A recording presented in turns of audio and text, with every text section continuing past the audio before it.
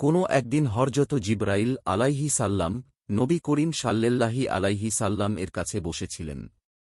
হঠাৎ প্রচণ্ড একটি শব্দ শোনা গেল। হজরত জিবরাইল আলাইহি সাল্লাম নিজের মাথা উঁচু করে বললেন, এটা আকাশের সেই দরজা খোলার শব্দ যা আজকের পূর্বে আর কখনো খোলা হয়নি।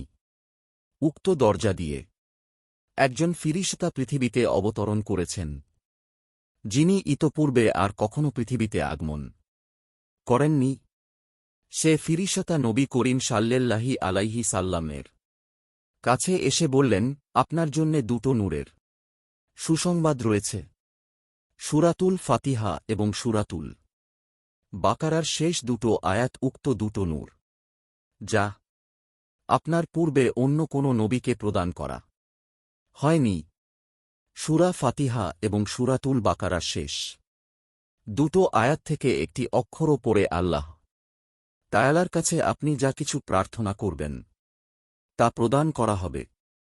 মুসলিম হাদিস নং 806।